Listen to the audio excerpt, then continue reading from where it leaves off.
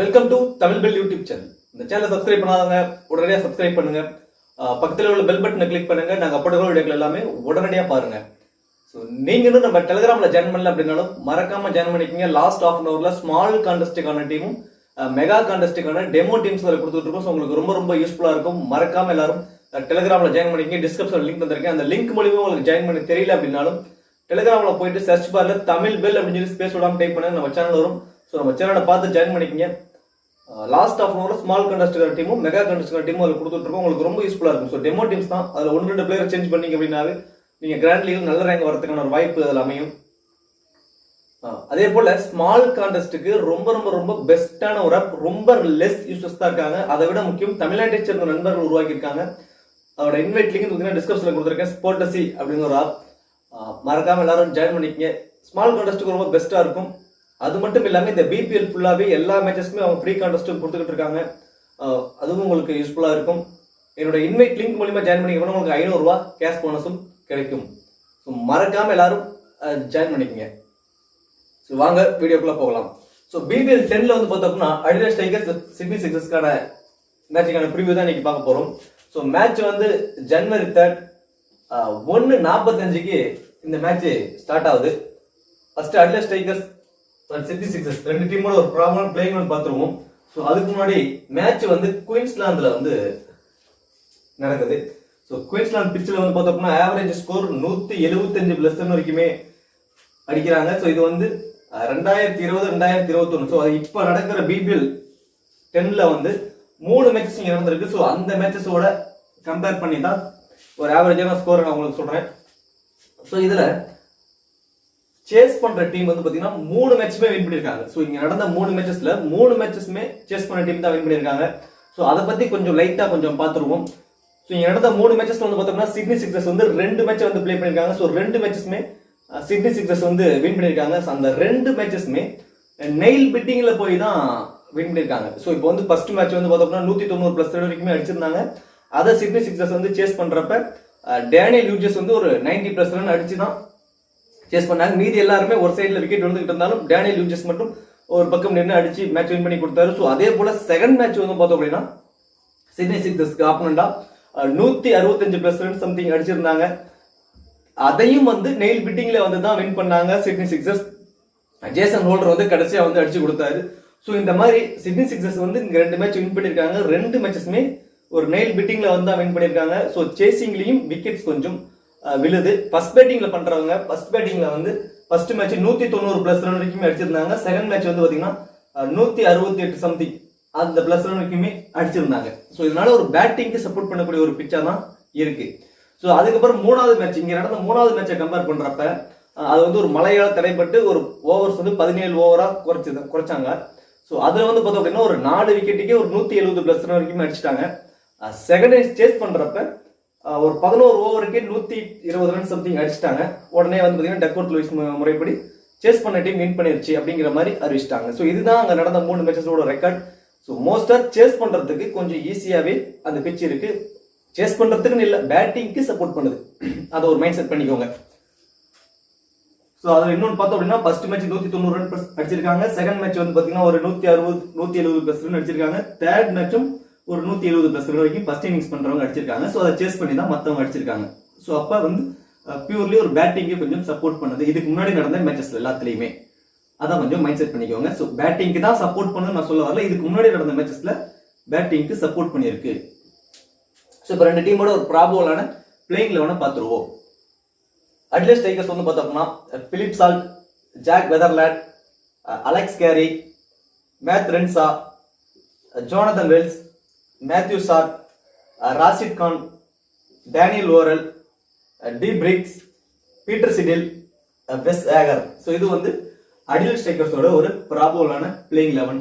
So அடுத்தது Sydney Sixers வந்து பார்த்தோம் அப்படின்னா Josh Philippe, Jack Edwards, James Vince, Daniel Hughes, Jordan Silk, Daniel Christian, Carlos Brathwaite, Ben Dwarshuis, Steve O'Keefe, Ben Manenti, அப்படி இல்லைன்னா Jake Ball, Jackson Bird. So இது வந்து பார்த்தோம்னா Sydney சிக்ஸர்ஸ்ல ஒரு ப்ராபபிளான பிளேயிங் 11. ஸோ இதுல ஜாக் பால் வந்து பார்த்தோம் அப்படின்னா லாஸ்ட் மேட்சே நம்ம எக்ஸ்பெக்ட் பண்ணோம் அவர் வந்து விளையாடுவார் அப்படிங்கிற ஒரு மைண்ட் செட்ல. பட் லாஸ்ட் மேட்ச் ஆடல. பட் எக்ஸ்பெக்டரா அவர் பயன்படுத்தியிருந்தாங்க. மேபி ஒரு 90% இந்த மேட்ச் அவர் விளையாடுறதுக்கான ஒரு வாய்ப்பு இந்த கிரவுண்ட்ல இருக்கு. ஸோ என்ன காரணம் அப்படின்னா, இதுக்கு முன்னாடி நடந்த அந்த இந்த கிரவுண்ட்ல வந்து பார்த்தோம் அப்படின்னா சிட்னி சிக்ஸர்ஸ்ல யாரெல்லாம் விக்கெட் எடுத்திருக்காங்கன்னு சொல்லி பார்த்தோம் அப்படின்னா, ஸ்டீவ் ஓகிஃப் ஒரு மேட்ச் 2 விக்கெட் எடுத்திருக்காரு, டேனியல் கிறிஸ்டின் 2 விக்கெட் எடுத்திருக்காரு, பிராத்வைட் 2 விக்கெட் எடுத்திருக்காரு. ஸோ இந்த மாதிரி அடுத்ததான் பார்த்தீங்கன்னா டார்சிஸ் வந்து பார்த்தீங்கன்னா ஒரு 2 விக்கெட் எடுத்திருக்காரு. ஸோ இதுல ஒரே ஒரு தடவை மட்டும்தான் ஸ்டீவ் ஓகிஃப் ஒரு ஸ்பின்னர் வந்து 2 விக்கெட் எடுத்திருந்தாரு. மீது எல்லாத்துலயுமே கொஞ்சம் மீடியம் பேஸ் பவுலர் மட்டும்தான் 2 விக்கெட் எடுத்திருந்தாங்க. மோஸ்ட் ப்ராபபிலி அதனால கொஞ்சம் பாசிட்டிவ் சப்போர்ட் பண்ணலாம் அப்படிங்கிற ஒரு மைண்ட் செட்ல ஜாக் பாலை கூட கொண்டு வரலாம். ஏன்னா மேனிட்டி வந்து பாத்தீங்கன்னா பெரிய லெவலில் ஒரு தாக்கத்தை அவங்க ஏற்படுத்துறது இல்லை, ஒரு ஸ்பின் பவுலர் அவரு. ஸோ அதனால ஜாக் பாலை வேணாலும் கொண்டு வரலாம். அப்படி இல்லை அப்படின்னாலும் மேனிட்டி வச்சுட்டு ஜாக்சன் பேட் அவருக்கு பதில கூட கொண்டு வரலாம். அப்படி இல்லைன்னா டார்சிஸுக்கு வந்து 3 மேட்ச் ஆடிட்டு இருக்காரு, ஒரு 6 மேட்ச் ஆடிட்டாருங்கிறதுனால டார்சிஸு கூட ஒரு ரெஸ்ட் கொடுத்துட்டு ஜாக் பாலை வந்து கொண்டு வரலாம். ஸோ நம்ம வந்து ஜாக் பாலை பத்தி கொஞ்சம் தெரிஞ்சு வச்சுக்கிட்டோம் அப்படின்னா அவர் இருந்தார் அப்படின்னா நம்ம பிக் பண்றதுக்கு ஈஸியா இருக்கும் அப்படிங்கிறதுக்காக அவரையும் நான் ஆட் பண்ணியிருக்கேன். ஸோ இப்போ வந்து கிராண்ட் லீக்ஸ்க்கு யாராவது எந்த மாதிரி பர்ஃபார்மன்ஸ் பண்றதுக்கான ஒரு வாய்ப்பு இருக்கும் அப்படிங்கிற ஒரு மைண்ட் செட்ல பார்ப்போம். பிலிப் சால்ட் அண்ட் ஜாக் வெதர்லாண்ட் 2 பேரும் இன்னிங்ஸ் ஓபன் பண்றாங்க. ஸோ இதுல ஜாக் வெதர்லாண்ட் வந்து பார்த்தோம் அப்படின்னா ஒரு சூப்பரான பேட்ஸ்மேன். ஸோ ஸ்டார்டிங்ல ஒரு 2 மேட்ச் நல்லா ஆடினாரு. ஸோ அதுக்கப்புறம் பெருசா ஒரு பெரிய ஒரு ஸ்கோர் அடிக்கல. பட் பிலிப் சால்ட்டும் அதே போலதான் ஒரு பவர் பிளேலயே ஒரு 4 ஓவர்லயே பாத்தீங்கன்னா குயிக்கா ஒரு 20ல இருந்து ஒரு 30 ரன் ஆடக்கூடிய ஒரு பேட்ஸ்மேன். அதை வந்து ஒரு பெரிய ரன்னா ஒரு கன்வெர்ட் பண்றதுக்கு கொஞ்சம் தவறிட்டு இருக்காரு. ஒரே ஒரு மேட்ச் மட்டும்தான் ஒரு 50+ ரன் அடிச்சிருந்தாரு. மீதி எல்லாத்துலயுமே ஒரு கம்மி ரன்லயே பாத்தீங்கன்னா பவர் பிளேல ஒரு நல்லா அடிச்சிடுவார், டக்குன்னு உடனே எர்லி அவுட் ஆயிடுவார். ஸோ அந்த மாதிரி ஒரு பர்ஃபார்மன்ஸ் தான் பிலிப் செட் பண்ணிட்டு இருக்காரு. வெதர்லாண்ட் வந்து ஒரு நல்ல பேட்ஸ்மேன். பெருசா வந்து இந்த சீரீஸ்ல வந்து பாத்தீங்கன்னா அவரை நம்ம ஒவ்வொரு மேட்சும் ட்ரை பண்ணிட்டே இருப்போம். பட் பெரிய லெவல்ல ஒரு பெருசா பண்ண முடியாது. மேபி இந்த மேட்சஸ் வந்து ஒரு 30+ ரன் ஆடுறதுக்கான ஒரு வாய்ப்பு அவருக்கு இருக்கு. மேத் ரென்ஸா 1 டவுன் பண்ணுவாரு. ஸோ அடுத்தது அலெக்ஸ் கேரி வருவாரு. ஸோ மேத் ரென்ஸா வந்து பார்த்தோம் அப்படின்னா ஃபர்ஸ்ட்ல வந்து பார்த்தீங்கன்னா கொஞ்சம் ஸ்பின்னிங் ஆப்ஷன்ஸும் அவருக்கு இருந்தது. ஸோ அதனால நம்ம ஒரு மஸ்ட் பிக்கை கூட பிக் பண்ணிட்டு இருந்தோம். இப்போ பேட்டிங்ல வந்து பார்த்தோம்னா ஒரு 20ல இருந்து ஒரு 25+ ரன் மட்டுமே ஆடிட்டு ஏதாவது ஒரு மிஸ் ஆட்ல ஏர்லி அவுட் ஆயிடுறாரு. ஸோ அலெக்ஸ் கேரி தான் அந்த டீமோட கேப்டன் அண்ட் விக்கெட் கீப்பர், அந்த டீமோட ஒரு பேக் போன்னே சொல்லலாம். அவர் மட்டும்தான் மோஸ்டா எல்லா மேட்சஸுமே ஒரு 30+ ரன் சாலிடா ஆடிட்டு இருக்காரு. அது மட்டும் இல்லாம விக்கெட் கீப்பர் பண்றதுனால catch and stem bit, so இந்த மாதிரியான ஒரு ஆப்ஷன்ஸ்ல அவருக்கு நிறைய பாயிண்ட்ஸ் வரதுக்கான ஒரு வாய்ப்பு அவருக்கு இருக்கு. ஸோ அடுத்ததா ஜோனதன் வெல்ஸ், அந்த டீமோட மிடில் ஆர்டர் பேட்ஸ்மேன். மோஸ்டா டாப் ஆர்டர்ல இயர்லியே வந்து ஒரு 2 or 3 விக்கெட்ஸ் விழுந்துரும் அப்படிங்கிற மைண்ட் செட்ல நீங்க போட்டீங்க அப்படின்னா ஜோனதன் வெல்ஸ் மஸ்ட் பிக்கா பிக் பண்ணிக்கிங்க. ஸோ நான் லாஸ்ட் மேட்ச் இதே விஷயத்த சிட்டி சிக்ஸர்ஸ்க்கு சொல்லியிருந்தேன். ஜோர்டான் சில்கை வந்து எந்த மாதிரி ஆப்ஷன்ல நம்ம பயன்படுத்தணும் அப்படின்ட்டு. லாஸ்ட் மேட்ச் டாப் ஆர்டர்ல இல்லையா விக்கெட் விழுந்தோன்னா ஜோர்டான் சில்க் வந்து பாத்தீங்கன்னா ஒரு 35+ ரன்னோ சம்திங் 40+ ரன் நினைக்கிறேன் அடிச்சிருந்தாரு. ஸோ அந்த மாதிரி தான் ஜோனதன் வெல்ஸை வந்து நம்ம பயன்படுத்தணும். நீங்க வந்து ஒரு 7-8 டீம் போடுறீங்கன்னா இதெல்லாம் ஒரு ஆப்ஷனல் மைண்ட் செட் பண்ணிக்கோங்க. அதே போல மேத்யூ சாட் வந்து பாத்தீங்கன்னா ஒரு ஓவர் கொடுக்கலாம். மேபி பேட்டிங்ல வந்தாலும் ஒரு 15ல இருந்து 20+ ரன் ஆடலாம். Rashid Khan and Daniel Worrall, D Briggs, Peter Siddle and Wes Agar, so இவங்களாம் இந்த டீமோட ஒரு பவுலிங் ஆப்ஷன்ஸ். ஸோ இதுல Rashid Khan and Daniel Worrall 2 பேத்தையுமே ஒரு மைண்ட் செட் பண்ணிக்கோங்க. டேனியல் ஓரல் வந்து பார்த்தோம் அப்படின்னா மொதல் 10 ஓவருக்குள்ளேயே அவரோட 4 ஓவர் பவுலிங் ஆப்ஷன்ஸை கம்ப்ளீட் பண்ணிடுவாரு. ஸோ ராஷித் கான் வந்து பார்த்தோம்னா கொஞ்சம் ஒரு 15 ஓவர் வரைக்கும் அவருக்கான பவுலிங் ஆப்ஷன்ஸ் இருக்கும். ஸோ அந்த மாதிரி கொஞ்சம் மாற்றி தான் கொடுப்பாங்க. இதுல ராஷித் கான் அண்ட் டி ஓரல் 2 பேருமே பேட்டிங்கான வாய்ப்பு கிடைக்கிற பட்சத்துல 25+ ரன் வரைக்குமே சாலிடா ஆடக்கூடிய ஒரு சூப்பரான ஒரு பேட்ஸ்மேன், நல்ல ஒரு ஹார்ட் ஹிட்டர்ஸ். ஸோ அதெல்லாம் ஒரு மைண்ட் செட் பண்ணிக்கோங்க.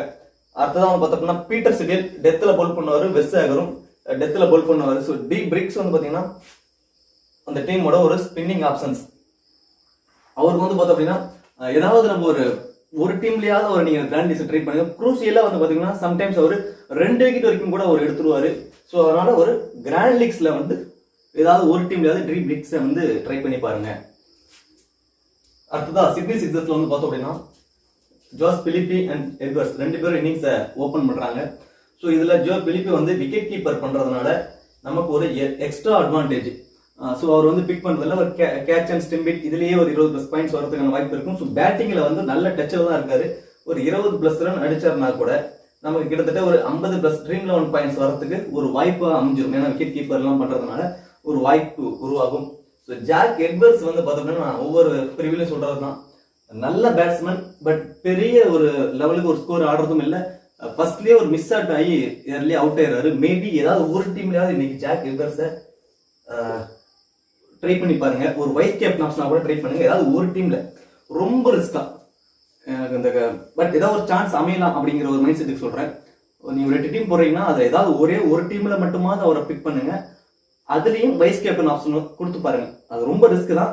மேபி ட்ரை பண்ணி பாருங்க ஒரு சான்ஸ். ஜேம்ஸ் வின்சன் சூப்பரான பேட்ஸ்மேன், இங்கிலாந்து பேட்ஸ்மேன், நல்ல ஒரு ஃபார்ம்ல தான் இருக்காரு. பட் ஏதாவது ஒரு மிஸ் ஆட்ல தான் அவுட் ஆயிட்டு இருக்காரு. பட் இந்த மேட்ச் வந்து பாத்தீங்கன்னா நல்லா ஆடுறதுக்கு ஒரு வாய்ப்பா இருக்கும். டேனியல் ஹியூஜஸ் இதே பிச்சில் ஒரு 90+ வரைக்குமே அடிச்சிருக்காரு.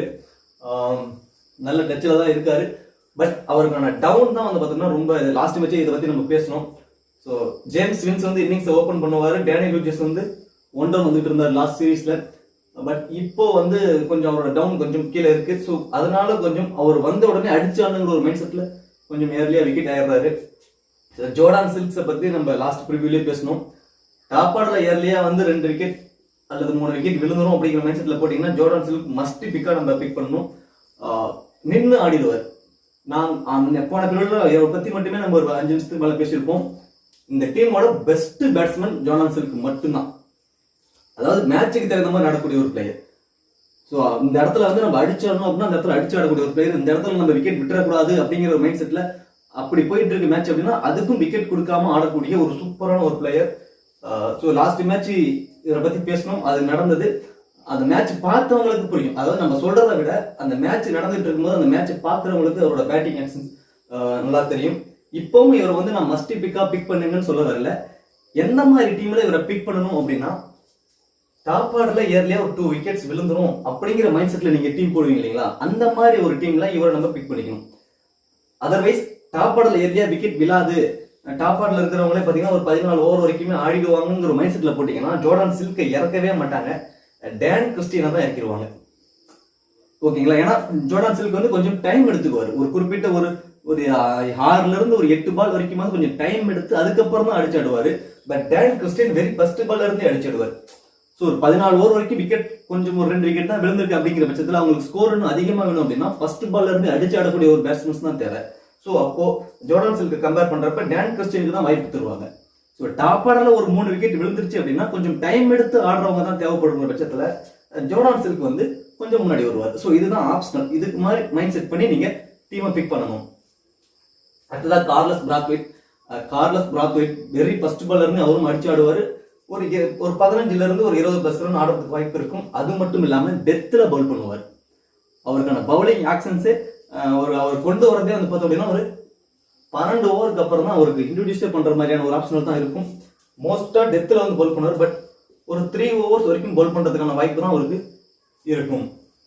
அடுத்ததான் Ben Dwarshuis, Steve O'Keefe, Manenti and Jackson Bird. So இவங்கெல்லாம் அந்த டீமோட பவுலிங் ஆக்ஷன்ஸ். ஸோ இதுல பென் டார்சிஸ் ஒரு டெத்ல பவுல் பண்ணுவாரு. ஜாக்சன் பேட் பவர் பிளேலயே பவுல் பண்ணிடுவாரு. ஸோ சப்போஸ் ஜாக் பால் இருந்தார் அப்படின்னா ஜாக் பால் வந்து அவருக்கான ஆக்ஷன் வந்து பார்த்தோம் அப்படின்னா பவர் பிளேல ஒரு 2 ஓவர்ஸ் இருக்கும். தென் அடுத்தது வந்து பார்த்தோம் அப்படின்னா ஒரு 15வது ஓவருக்கு மேல ஒரு 2 ஓவர் அவருக்கு கொடுக்கறதுக்கான வாய்ப்பு தான் இருக்கும் ஜாக்சன் பால் இருந்து.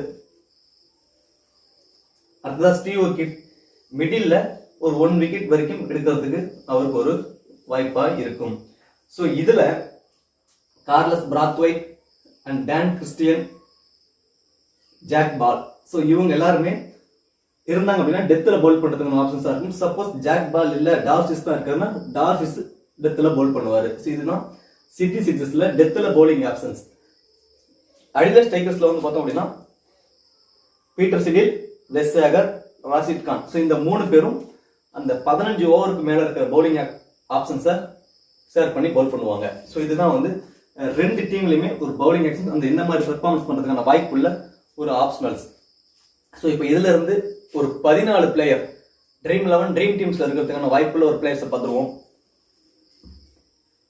Jack Weatherald 1, Alex Carey 2, Rashid Khan 3, Daniel Worrall 4, Peter Siddle 5, Wes Agar 6, Matt Renshaw 7. So அடுத்தது சிட்னி சிக்ஸர்ஸ்ல வந்து Josh Philippe 8, James Vince 9th option, Daniel Hughes 10th option, Dan Christian 11th option, Brathwaite 12th option, Ben Dwarshuis 13th option, Jake Ball இருந்தாலும் சரி அவர் இல்லை அப்படின்னா Steve O'Keefe 14th option. Jake Ball இருந்தா Jake Ball இல்லை அப்படின்னா Steve O'Keefe. Suppose Dwarshuis இல்லை jack பால் தானா ஜாக் பாலை டைரக்டா எடுத்துங்க. ஸோ இந்த 14 பிளேயர் வந்து ஒரு ட்ரீம் 11 ட்ரீம் டீம்ஸ்ல இருக்கிறதுக்கு வாய்ப்புள்ள ஒரு பிளேயர்ஸா இருப்பாங்க. ஸோ இதுல இருந்து நம்ம வந்து ஒரு பிக் பண்ண மாதிரி ஒரு நல்ல டீம் நமக்கு செலக்ட் பண்றதுக்கு ஒரு வாய்ப்பா இருக்கும். ஸோ இதுல இருந்து ஒரு 8ல இருந்து 9 பிளேயர் வந்தா கூட நம்ம மோஸ்டா ட்ரீம் 11ல லாஸ் ஆக மாட்டோம். ஸோ இதுல இருந்து நீங்க டீமை பிக் பண்ணுங்க. ஸோ அடுத்தது வந்து பார்த்தோம் அப்படின்னா ஒரு ஸ்மால் கான்டெஸ்ட்டுக்கு மஸ்ட் பிக்கா ஒரு 6 பிளேயர் நம்ம வந்து ஒரு ஆப்ஷனலா சொல்லுவோம். ஸோ இவங்களாம் ஓரளவுக்கு மஸ்ட் பிக்கா இருப்பாங்க, ஒரு வாய்ப்பு இருக்கும் அப்படிங்கிற ஆப்ஷன்ஸ்ல பார்த்தோம் அப்படின்னா Alex Carey 1, Rashid Khan 2, Weatherald 3, James Vince 4, Dan Christian 5, J Philippe 6.